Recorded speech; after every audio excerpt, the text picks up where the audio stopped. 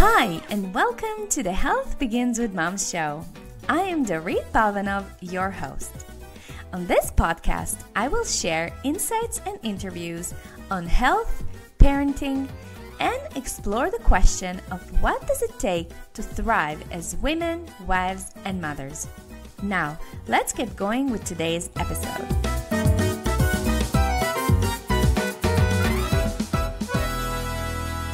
All right. Hi, everybody. Welcome to another episode of the Health Begins with Mom podcast. This is Dorit Palvanov, your host.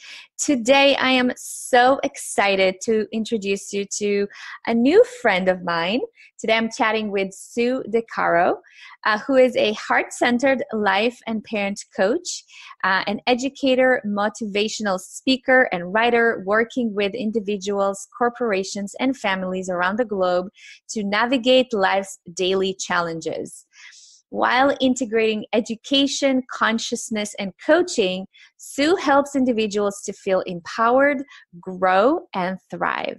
Her passion is to help people deeply connect to themselves, to their children, and of course, to the world around them, creating a brighter future. I love this so much. I actually met Sue at Dr. Shefali's last event, Evolve, in October of 2018. And even though we haven't really talked much during the event, we stayed in touch online, and I'm glad to finally share her wisdom with all of you guys. Now, just a little side note, aside from Sue's work with families, which is phenomenal, and for sure I want you to go and check it out, I wanted to bring her today because I wanted her to share her own story of her personal story of separation from her ex-husband, so her divorce story, and how she had navigated staying strong on her own 2 feet through this experience. I know we have quite a few listeners who are single moms in the community, and I hope that what you learn today will give you the hope, the faith, and the jumping board to own your power as a woman, as a creator, as a manifestor, and learn what you are really made up of. You are not weak, you are not broken, and hopefully today will be another way of proving that to yourself, because if one woman had done it, you can do this too. So Sue, welcome. It's a delight to be here. Thank you so much. And thank you for that beautiful introduction. I appreciate it. I'm excited to share. Awesome. So before we begin, why don't you tell us about yourself, about maybe your background, professional and also personal, and what you do in the world, and also why you've chosen this to be your life's work. Well, thank you for that opportunity. So from a professional standpoint, I'm a heart-centered life and parent coach. So I really help parents and individuals to connect with themselves, as you mentioned at the beginning.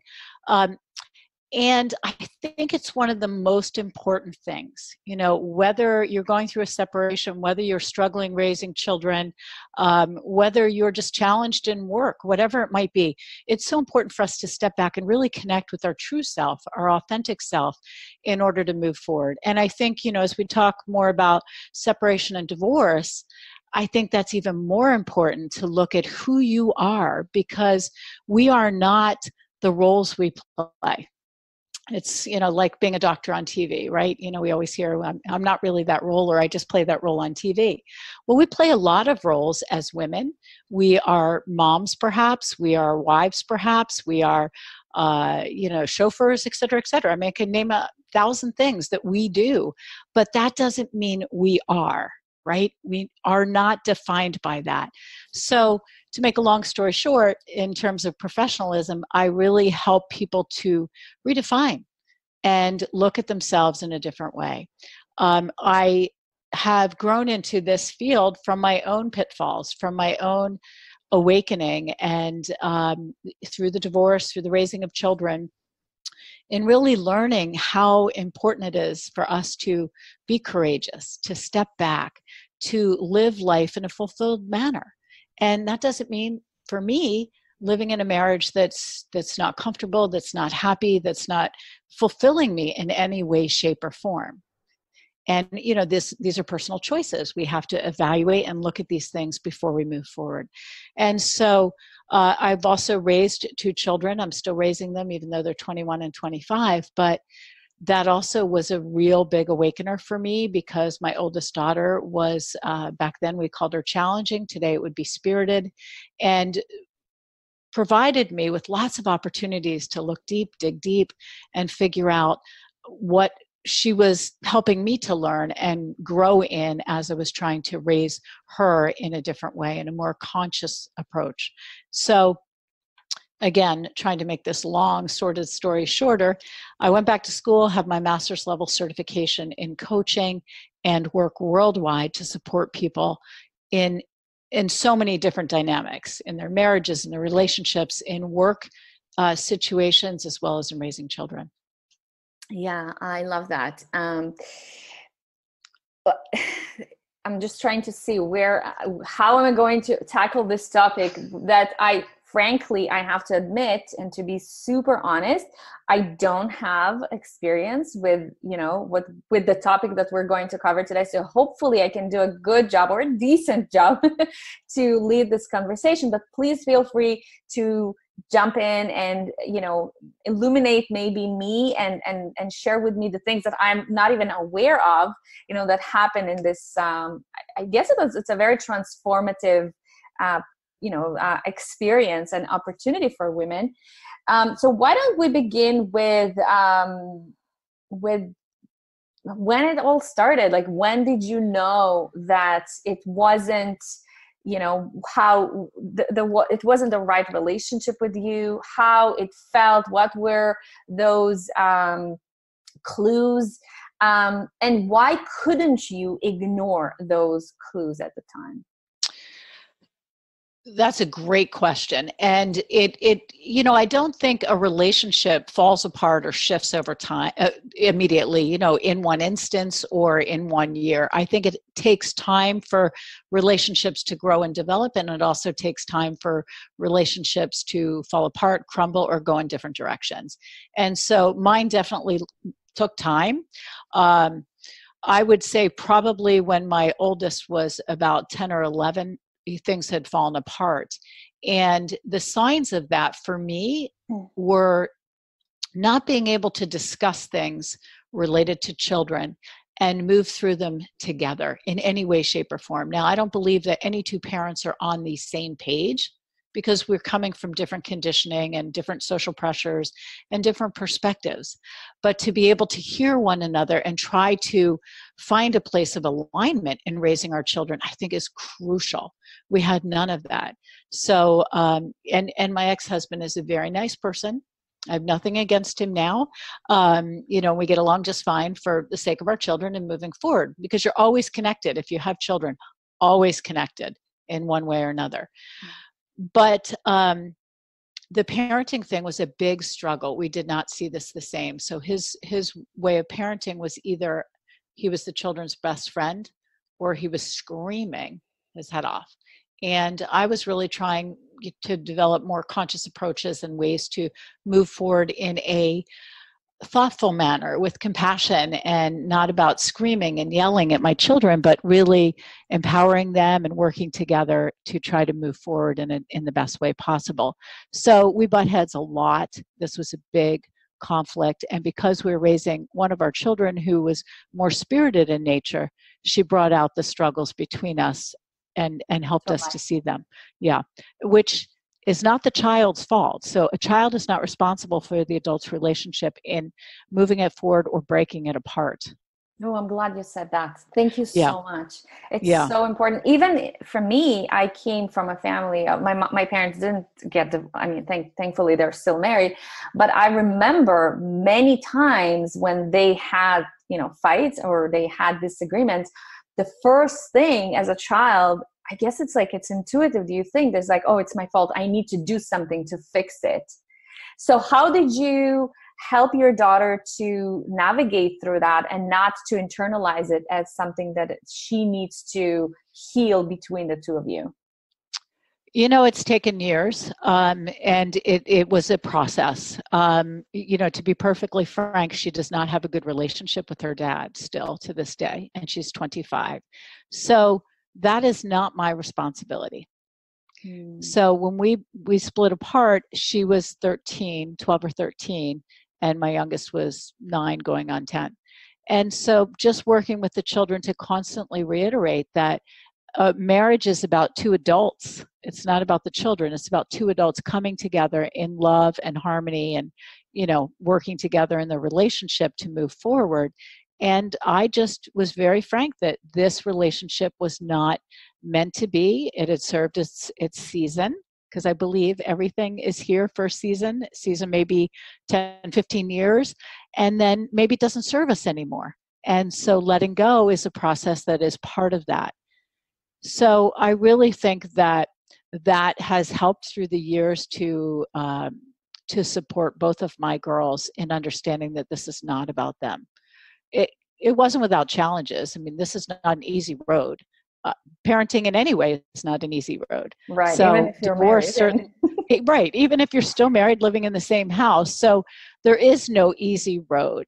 There's just the right road for you. And it's the right road today. Tomorrow it may be different. So every day is a new day, and it's new opportunities to see what's in store for us, what serves us, and how we can best move forward. So this work that you're doing today, the coaching and the consciousness, did you do that at the time as well? Did it help you to go through that? I'm really curious, because I know it's almost like I can hear them. They're like, yeah, she knew this stuff. She she does that for a living. Where did you get the strength and the wisdom to have that kind of mindset going through this journey? So just to set the record straight, no, I was not a coach at this time. I was not back in school. That happened later, when I realized that if I was struggling this much, many other people had to be struggling raising children and navigating.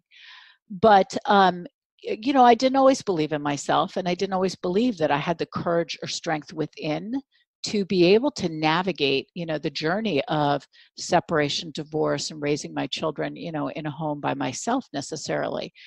And so one of the things that I seeked out professional help. In fact, many years with my daughter, I got professional help as well as she did. My ex-husband didn't believe that therapy was supporting us in any way, so he did not.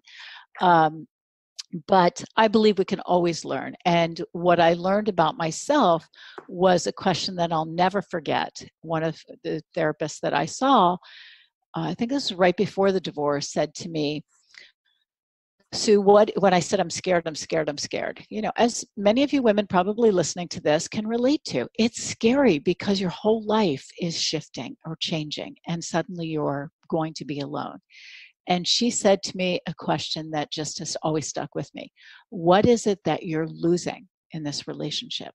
Mm-hmm. And I sat there, I remember deep in thought, what am I losing? What am I losing? What is he actually providing to me that serves me? And the answer I came up with was, he was the handyman in the house. And I started to laugh hysterically when that's what came out of me, that the only thing that actually I received from this relationship, because he wasn't great with the kids and I was always cleaning up the mess, so to speak, was the fact that he could fix things. And so what? So I went out and I thought, okay, I'm capable. And every single person listening, you are capable. You just don't know it, perhaps. Mm-hmm. So I went out and I bought my ladies' toolbox, and I became a handy person. I could fix things, and if I couldn't, then I had to ask for help. But I realized that courage comes from within, and we all have the ability to step forward with courage, with conviction, and with the power to look at what's in front of us with positivity. So if we go into a divorce thinking, oh, it's going to be the worst thing in the world, right? And we think being alone is going to be horrible. And I'm screwing up my kids, I imagine. I'm screwing up my kids. Then that's the energy that's coming from us. That is the energy that we're putting out. If we look at this as I did, so I was in this relationship for 22 years, married, and I was very much lonely when my husband was home, my ex-husband now, very much lonely. And when he was not home, I was alone. Now you can hear the difference even in the tone, how I share this.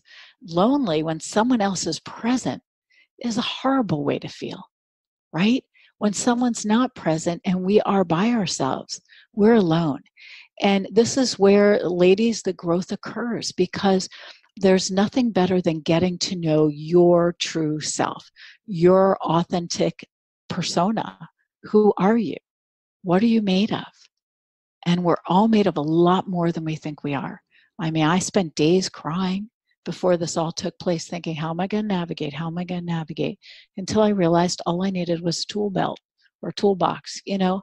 And granted, that's not all, you know, obviously we need friends, we need a support system, and we need to surround ourselves with, you know, love and kindness, not only from others, but from ourselves as well. We have to be compassionate that some days are going to be harder than others. Some days are going to feel tough, but you will be surprised if you're in this situation that you are able to navigate. You are courageous. Give yourself a chance. And you know, in a relationship that's not serving us, we have three choices, as the wonderful Dr. Shefali says. In any situation, we have three choices. The first is we can accept it. So many of us do. We accept it, we move forward, we accept it for a period of time. Then what? Then we try to change it, perhaps, right? So we see a therapist, we try to get our spouse to see a therapist, we try to get some help, we try to change things, we try to navigate in a positive way. Perhaps it works, perhaps it doesn't. And the third choice is leave it. We have to part. If it's not serving us and we're not going to accept it, and we can't change it to a point where it really serves our heart and soul, what other choice do we have? Stop white knuckling it and just let it go. Right, right. And allow yourself to learn about your strength, learn about your courage. We all have it inside of us. We all have the ability to step forward. Maybe you don't live as posh as you might have. Maybe you need to shift some of your habits. They're just habits. But imagine if you can feel happiness and joy just from yourself alone, how beautiful that is. Yeah, I agree. I feel like this is the most sustainable and reliable way to live as a human, not only as a woman, because then you're not dependent on any external sources and forces. I love this so much. Can we talk a little bit about the inner mean girl talk, self-talk that happens in the head? Because I can imagine, I assume that as you know, women go through a process like that, there is a lot of maybe screaming, you know, thoughts, like you shared, you know, the negative thoughts that are just circling in the head, and they are in a loop, like they're just playing again and again and again inside of our heads. And these thoughts, they literally suck the life and the joy and the juice out of you, so much so that you sometimes can it's like one mom shared with me, one listener, she shared with me, I don't have energy for nothing. Like all I want is to just sleep all day long, and I just exist, I just survive, and I sometimes don't even recognize myself. Who am I anymore? So can you talk a little bit about maybe maybe you can give us some examples of your inner mean girl self-talk, that negative self-talk, what you used to hear in your head, and also how you overcame those? I think self-talk, I'm not going to call it the mean girl, because I don't know, that's just not sitting with me.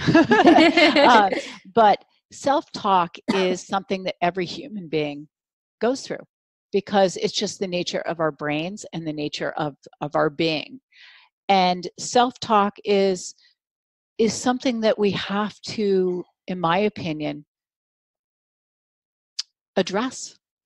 The good self-talk and the bad self-talk. And we all have it. Just last week, I remember saying to myself, oh gosh, you know, you're not as leveraged as, X, Y, and Z doing such and such work, and, yet you're going to do this particular project with her. Okay. And I said to myself, cut it out. That just doesn't sit. It doesn't sit. You're just as good as anybody else in this world. And so self-talk is an opportunity. I do not look at it as a negative. Be aware. Be aware when your mind is playing games with you.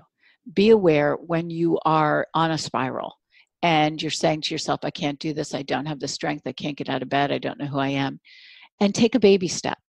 And the baby step is, who am I? One good thing about myself. Like we can't expect ourselves to go from really negative self-talk each and every day to, all day positive, because that just is not feasible. We have to be taking baby steps in order to move forward. So a baby step might be wake up in the morning and write down one good thing about yourself or your life. Maybe before you go to bed, try to think of what you're grateful for, because gratitude and depression do not go hand in hand. And when you have a gratitude practice, it really supports you in moving forward in a more positive way. It doesn't solve your problems, but it makes the energy about you feel different.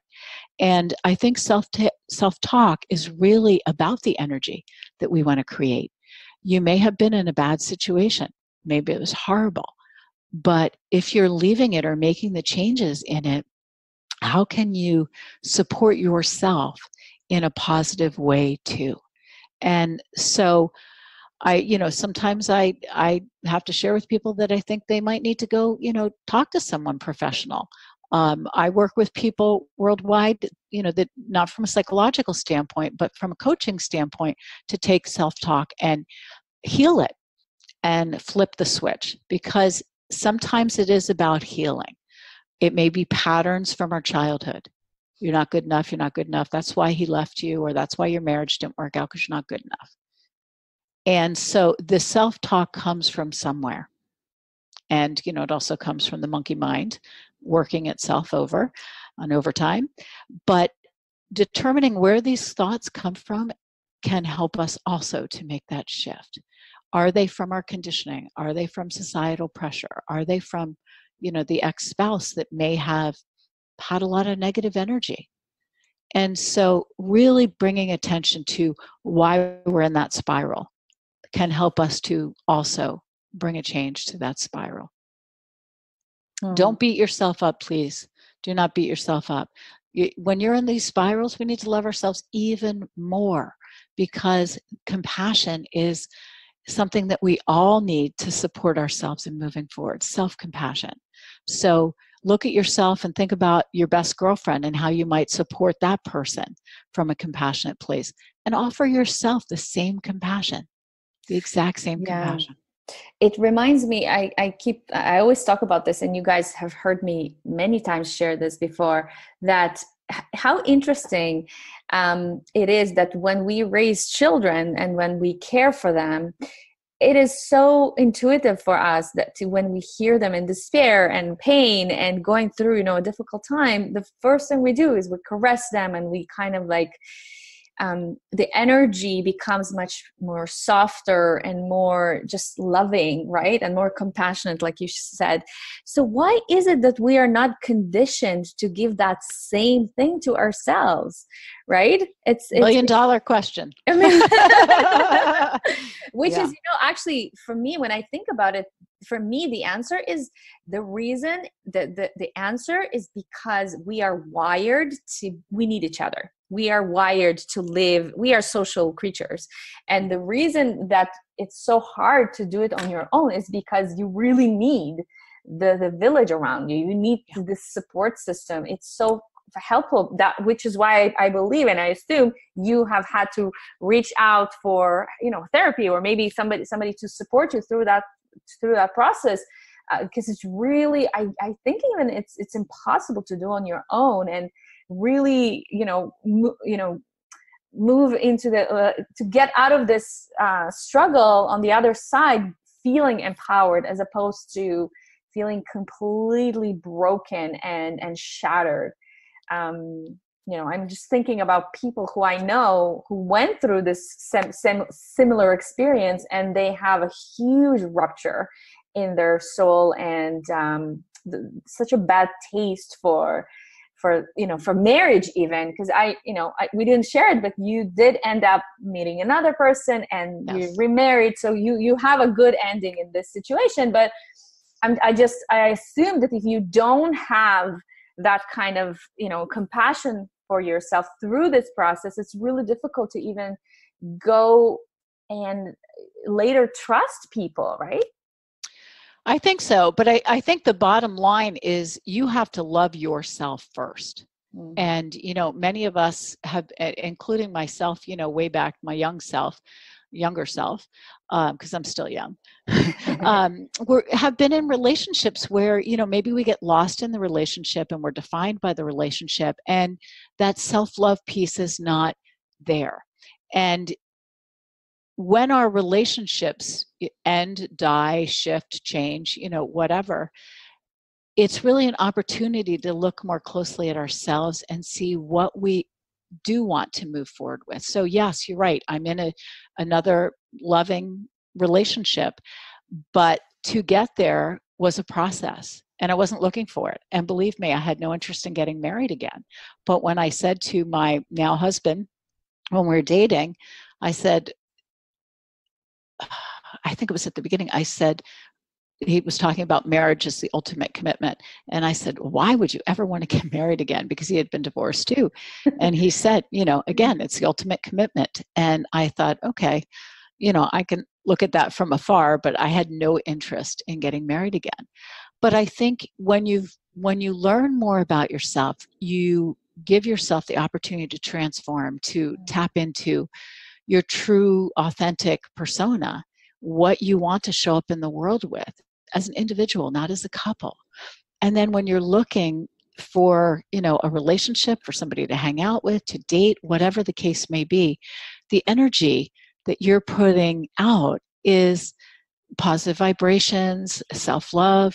Where you're coming from is a different place. And I think that is truly important. These things are opportunities for growth. I know it's painful. I'm not sitting here saying, I didn't have any pain. I told you I did. I cried for days. I can remember calling one of my friends, daily and having my daily cry. And that's okay. That's okay. But on the other side, there is life. And I'm not saying we should all look for another relationship and, all get married again. What I'm saying is there's life for you to get to know yourself in a different way. Yeah. And, being in a relationship is really about being your true self and allowing the other person to be their true self. Not trying to change them or fix them, but accepting them, all the good and all the things that maybe aren't so good. If the good outweighs the things that don't feel right, then you may be able to move forward in an accepting way. But you have to first accept yourself. Yeah, I read somewhere, I don't remember the name of the book, but it was a book about relationships. And she said, before you get into a relationship, you first need to think of yourself as this beautiful, delicious, moist cake. So on your own, you are already this beautiful, finished product, finished cake that you can enjoy on your own. And then the relationship, the partner, the husband, whatever, it's the cherry on top. Mm-hmm. It's the addition, and it helps to enhance your experience. But to begin with, you need to feel really good with yourself. You need to be that cake. So I like that. I just add there, I think being that cake involves being on your own for a period of time. Being with let's talk about that. Tell me. Yeah. Let's talk about that.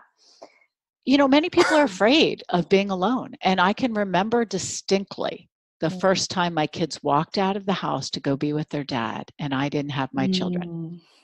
I thought my life ended. And I had to ask myself, what is this feeling about for you? Well, I had been so much dedicated to my children and my children's need and growth and, during the divorce and all of that, that I forgot I have needs too. I'm a person too. And so this opportunity was mine to fill my bucket.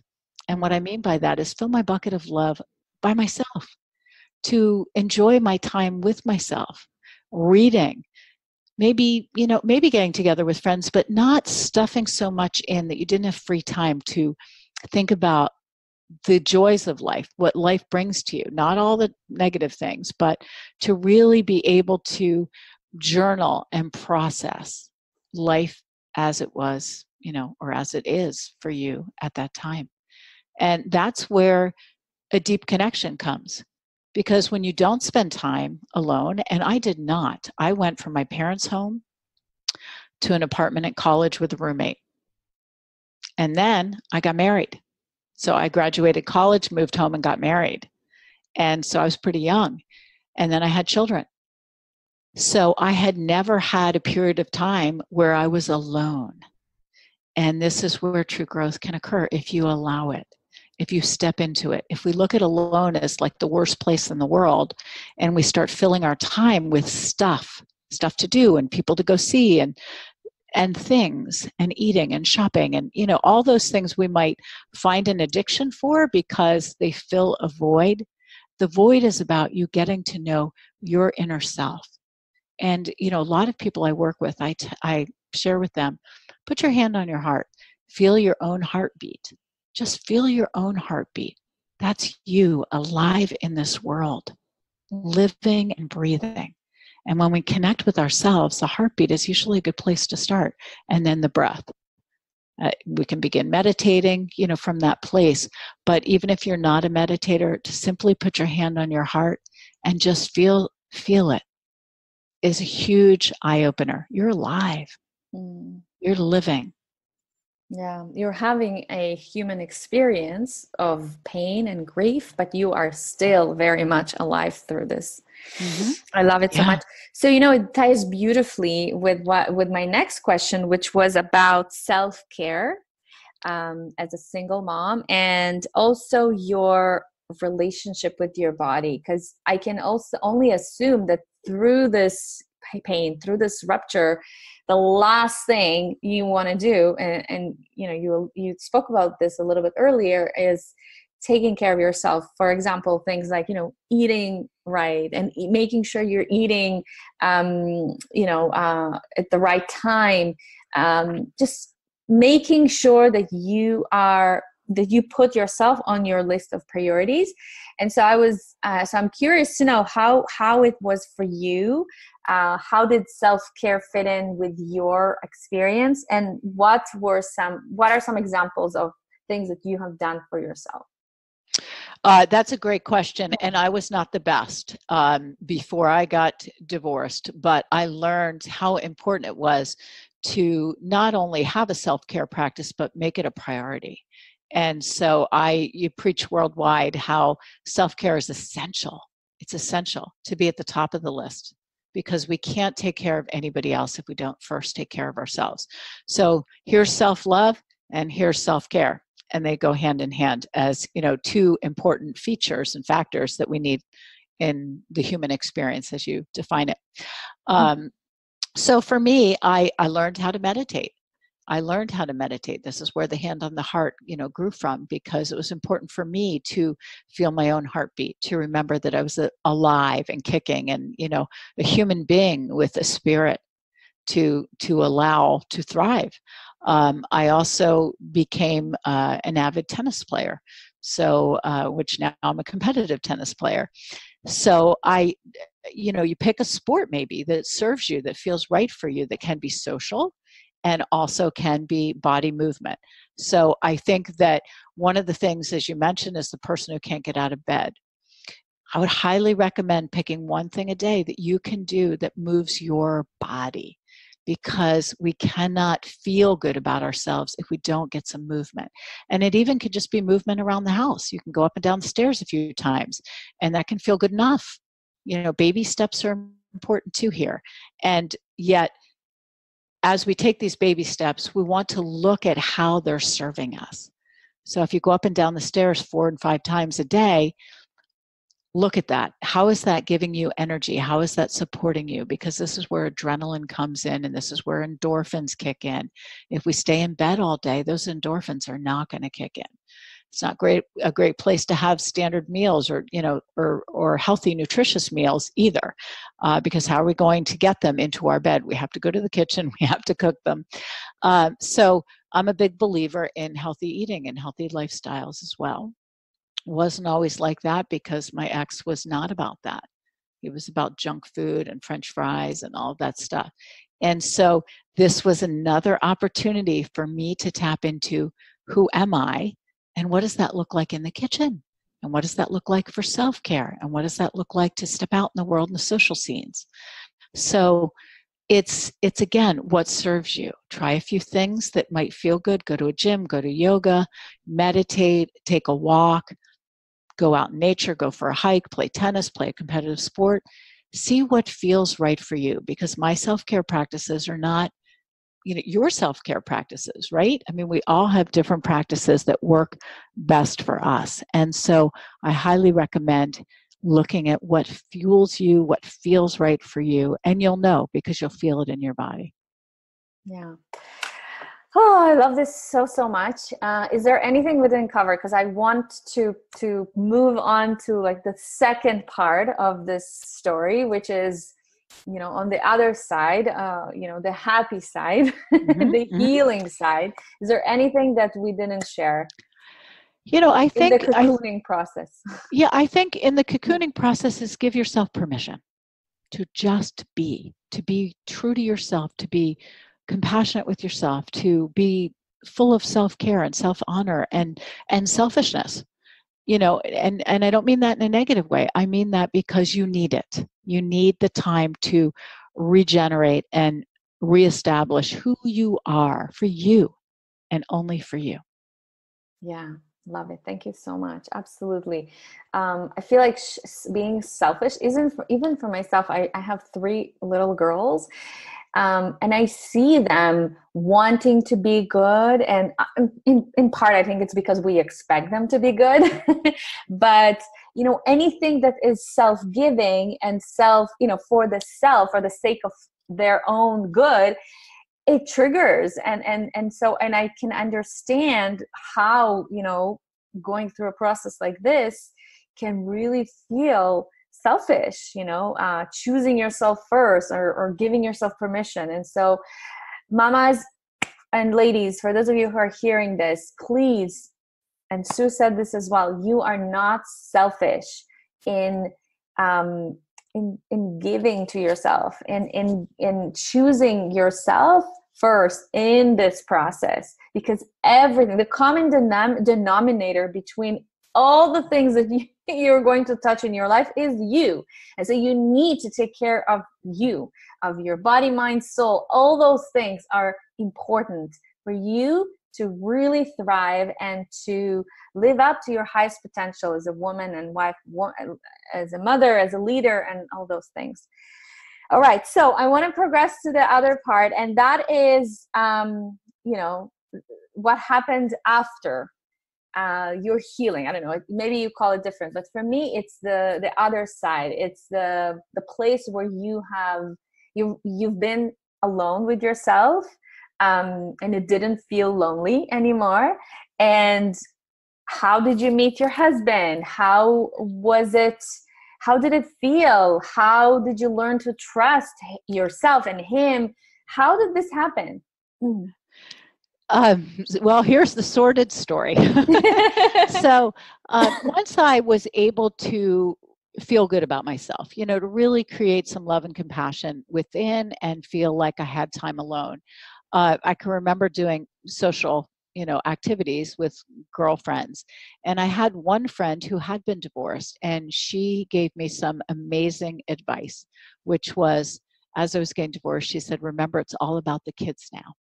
Now, that's good for this side, right? It's not about my relationships. It's about the ex and my relationship with my ex and the children. It's all about the kids now. Mm. And so she also, I can remember she also had been dating and had met men, in her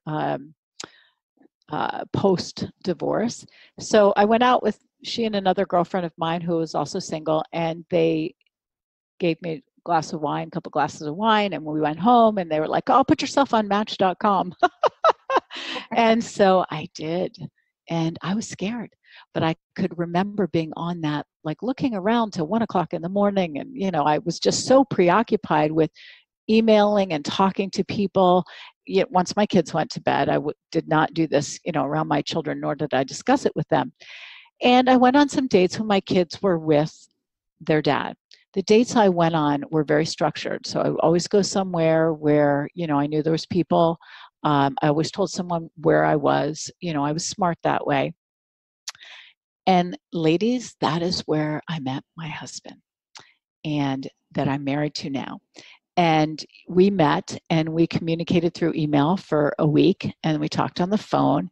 And at the beginning of this relationship, we talked about what we didn't like about our marriages.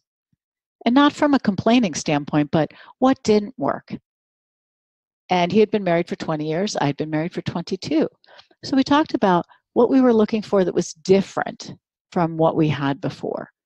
For perhaps somebody who we could do activities with, somebody who had the same interests, somebody who liked to travel, somebody who liked to be active. My ex-husband was a couch potato. He didn't like to be active at all. I'm an active person.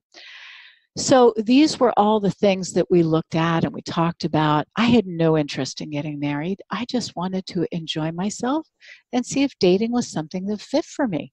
Well, I dated a few people. He wasn't the only person I dated. One person I dated was like a sorority man.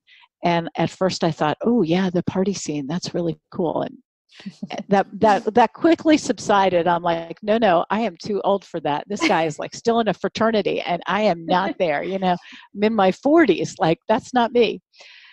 And so anyway, I have been married for, this will be 11 years this year. I've known my husband for 13. And I think the difference is everything's up front.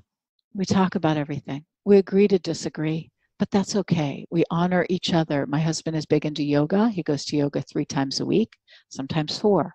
That's his time. I play tennis. We don't impede on each other's schedules or make each other feel as if they can't do what serves them. He meditates every morning before he goes to work, Monday through Friday. He lays on the couch with his headphones on and meditates with gongs. So I have a very spiritual husband. He wasn't always that way. When I met him, he was not that way. But we've both grown and transformed separately and together. And we honor that in each other. So if you come together as 2 spirits, right? 2 spirits thriving and throbbing, you're not here to come together as one, in my opinion. I'm very spiritual now. You're coming together to walk side by side on the journey.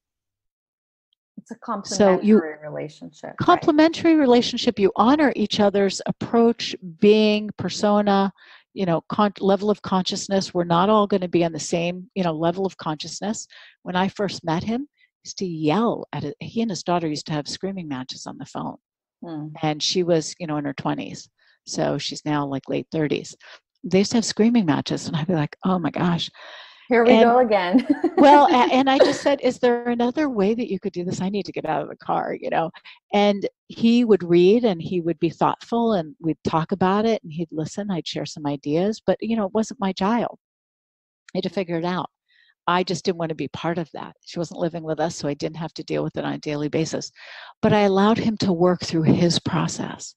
And I knew he could in his own way. And now he's, calm and Mr. Peaceful. And so what was different? The difference was between him and your first husband. He was open. He was open to learning, to transforming, to changing, to reading. I mean, he has read a lot of spiritual books. It's not me that got him into meditation and yoga. He did it himself. So, I think the difference is I'm with someone who wants to grow, right? Wants to grow in and of itself and wants to learn more about himself and his connection to himself and to this world. Whereas my previous husband was, this is it. I'm here. I'm not going to change. I am who I am. That's it. Wasn't open to learning, wasn't open to expanding, never would step foot into a therapist's office. Yet we had a child who had ODD. and anxiety and depression, and needed therapy. That all came to, was my job. So we're all on a path. And I think that when you can honor another person's path and see it as, one you can walk side by side in, then great. Perhaps you walk side by side for a time, a couple months, 6 months, a year, 2 years, and it doesn't serve you. Yeah. Same thing. Accept it, leave it, or change it, because life is too short not to live fulfilled. Love it. All right, now here's a question I've been waiting for this whole time. I am curious to know, how did your body respond, when because you've seen how it was before and what's the potentiality after. So I'm curious for you to share how your body responded to something that, when you do give yourself the permission. And you can talk to us about sexuality, you can talk about embodiment, about feeling really good in your skin, all those things that are happening in this, alongside as this journey unfolds. I'm just really curious to know how your body responded and how you've worked with it together. Yeah, I mean, that's a great question. I've had some health issues. So I have Hashimoto's, which is an autoimmune disease. And so I have, and I'm convinced it was from all the stress. Yes. And that's the way it is. That's life, ladies. So I am on a very special food regimen. So nutrition is really important to me. That doesn't mean I weigh exactly, the perfect amount. It's not about weight. It's about nutrition. It's about what I put in to my body to fuel it, to feel good about it, and to make it feel healthy, and not feel ill. I have a lot of food allergies. I think, the second part of this, and loving myself, right? Loving myself, the whole body, the whole person, inside and out, is key. The second part of this is I was in a loveless relationship. Not only was it loveless, but my ex grew up in a family where I never saw his parents hug each other or kiss each other. And I believe I'm very affectionate. I mean, I probably hugged you when we met, but I'm a very huggy person and I'm expressive in that respect. So a loveless marriage can make you feel somewhat less alive. Well, I don't want to say dead, but less alive than you might be able to feel outside of it. And so I had no love. There was no affection. There was no hugs. There was no kisses. And there certainly was no intimacy in this relationship. Or like you don't deserve it. You feel like you don't deserve it. You're not worthy of it. Yeah. I felt like I must not be attractive or good enough because he's not interested in me. And knowing him, he wasn't interested in anybody else at that time either. I really believe that was the case, nor was I, because you're shut down.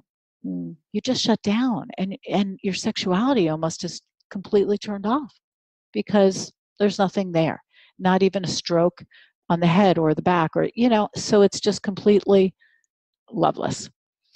And so when I divorced and started dating my husband, one of the things that was important to me was that my children learned, because we're the models, what a loving relationship looked like. And, not from a sexual standpoint in front of them, obviously, but from a touch, a feel, a connection, a kiss, a hug, in front of them, that we displayed our affection for them for us too, of course, because, it feels good to be affectionate with another person. It feels good to be hugged. And, I might get up from my desk and my husband works at home too, and go into my husband's office and say, I need a hug. And I'll sit on his lap and he'll hug me. And it's a beautiful moment. Then we both go back to work. So it's important that you look at what that means to you. And, ladies, we have needs just like men do. We all have needs. And I think that is really important. My husband and I talk about sex. It's not a conversation we can't have. We have it. We talk about, all sorts of things relating to it. Like there's no topic that we don't discuss. No topic. Nothing's off limits. Yeah. Nothing's off limits. And, the heat and the passion and all of that were part of both of our needs, and both of our needs based on what we didn't have, because he also did not have a very loving and intimate relationship. He had a very vanilla, let's put it, right? A vanilla sex life, position A, that's it. Boom, done. Marital duty. Yeah, marital duty, check it off the list. But, life isn't about that. Life is about exploration and getting to know each other. And that's in every way, shape, and form. And our sexuality is part of that. And we need to get to know ourselves that way too. How do we know what we like and don't like if we don't give ourselves the opportunity? And, we're human beings and sexual beings as well. Yeah. Yeah, sexuality is a part of who we are. We're wired for this. We're encoded for it. And so give yourself the permission to explore that part of you, of your, what's the word that I'm looking for? Of your life, of your body even. Right? I'm going to share a story, because I know my kids won't hear this. So, so here's a little embarrassing story, but an opportunity for me to grow. So, everybody likes different sex toys. My husband went on Amazon one day, and we're on the same account, and my 21-year-old is on that account too. And he ordered a vibrator for me as a gift. And it's okay to share this, yeah? Yeah, of course. Okay. And so, there aren't too many places that I would share this story. So thank you for the opportunity.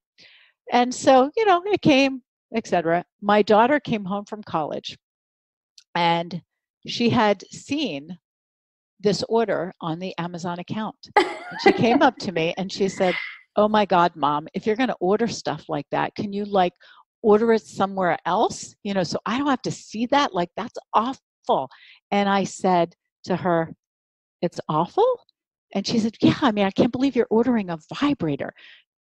I'm not a human being, right? Right. I'm not a sexual being here. Mm-hmm. I'm the mom. So that must mean I have no sex life." That's what kids want to think, right? Yeah. They're afraid to think otherwise. And so I thought, oh my gosh, how am I going to get out of this one? How am I going to handle this one? And it's tough because you're on the spot, and she's not 5, she's 21.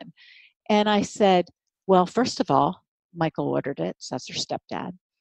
And she just looked at me. Oh, of course he did. And I said, and secondly, what is the problem with it? I don't know, Mom, it's just weird to think that you have that. And I said, why? So I could have been embarrassed and, crawled in a black hole. Okay. But I didn't. A part of me did, but the other part of me said, okay, rise to the occasion. And I said, sometimes we need things like this. When you get older, sometimes your body doesn't act in a way, that you want it to. Things change when we, hit menopause and after menopause. And she said to me, well, I have a very small vagina, so I have one as well. Oh, she shared that with you. I said, oh, you do? Oh, so she said, yeah. And I said, I'm so glad you could tell me that. Now, if I hadn't accepted her question and her surprise and her, horror at first that my 55-year-old or 56 or however old I am, year old mom might have a toy from Amazon.com and just gone with it and been okay with it. Why would I not be okay with it with my child? Right? She saw it, she knew about it, I couldn't hide it. It gave her permission to discuss her needs and what was going on with her. And it led to other conversations that she shared about her boyfriend and what, trials and tribulations over the 5 years they were together had been for her sexually. Yeah. And it showcases normalcy, right? It showcases normalcy, and not that, you're weird or broken in some way. So I really thank you for sharing that story. I love it so much. I knew you would like that. Because this is real. I really like some listeners tell me, Dorit, I love listening to your interviews because they sound like I'm eavesdropping on like somebody's conversation with her girlfriend, and that's exactly how I want it to be. Yeah. This is real. This is real life, and I want more and more stories like these to come. Sue, thank you so much. You are amazing. Thank you so much for your vulnerability, for your courage to share, for your willingness to share and serve women who go through a similar experience. I just want to tell you that I myself learned so much. Thank you for helping me to guide this. My pleasure. I just have one question for you. I usually at the end of an interview, I create like a place where I can share more, and I can dive a little bit deeper into somebody's life. So with your permission, can I ask you more questions? Sure. Okay.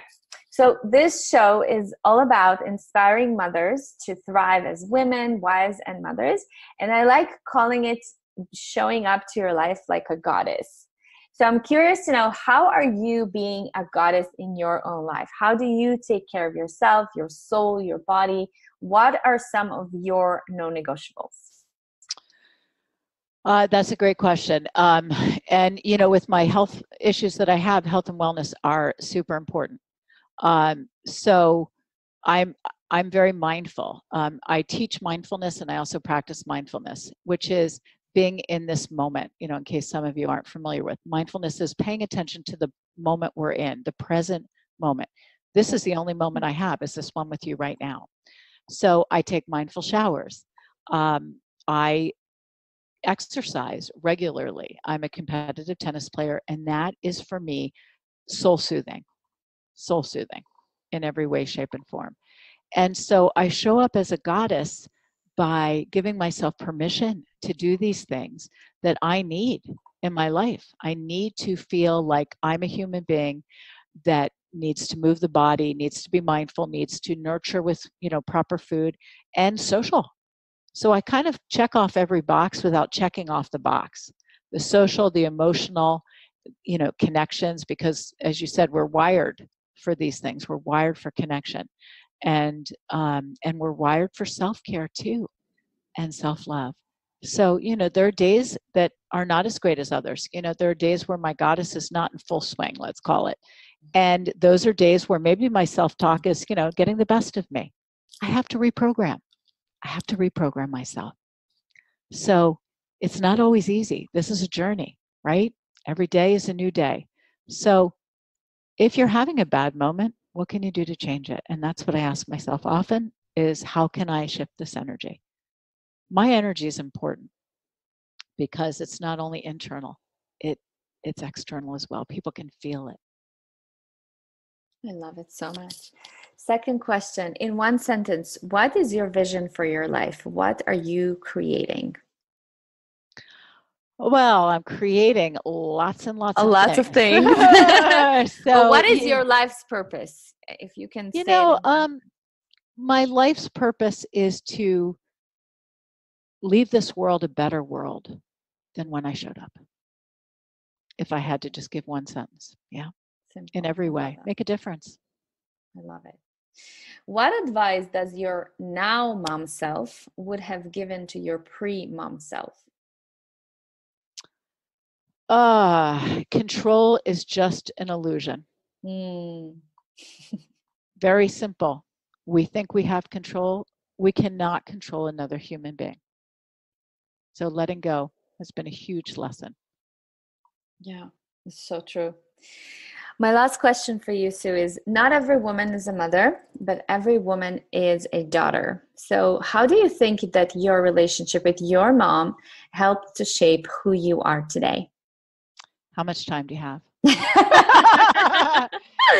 I know this is a big one. So here's what I'm going to say. It's shaped who I am not. So there has been, I love my mother, but there was a period of time where through my childhood, we didn't get along. I felt unworthy, unloved, all of those things. And there was a period of time in my 20s where I actually had to make a decision whether I wanted to continue with the relationship. That's how bad it was. And if I did, how was I going to move forward in a way where I wasn't caught in the spiral of it all? And so it has been a process of growing and transforming every single day. My mother's 87 and still alive and still the same person. She has an eating disorder. She has a lot of issues. And so I think the key is I am my mother's daughter, but I am not defined by that role. I have created my own persona. I have tapped into my authenticity, and I've let go and healed a lot of the wounds and social conditioning that have been part of my life. Yeah. Oh, that's so powerful. Thank you so much for sharing that. All right. Before I let you go, can you please share with everybody where can they find you, where they can connect with you, your social media handles, maybe a link to your website, all of those things. And I'll make sure to link up to all of this in the show notes. Sure. So on Facebook, I'm Sue Decaro official public page. My website is Decaro, Decaro, parentcoaching.com. I have a group as well called Conscious Parents Thriving Kids. That's a private Facebook group for parents only. And I have Conscious Parents Thriving Kids for podcast. So there's many ways that you can connect with me. I'm an open book, as you can tell. And so, if there's any questions or any concerns that you have that I've tapped into today that I can help you through, reach out. I'm a giver.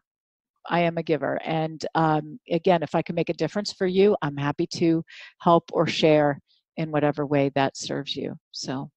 Thank you so much, Sue. You are amazing.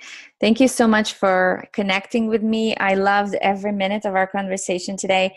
And thank you for teaching and sharing through your own personal experience that you don't have to feel alone in your own experience as a woman. So you are not, like you said, I think this is going to be the subject line for today's talk, being alone, but not lonely. Thank you for sharing how this can be done.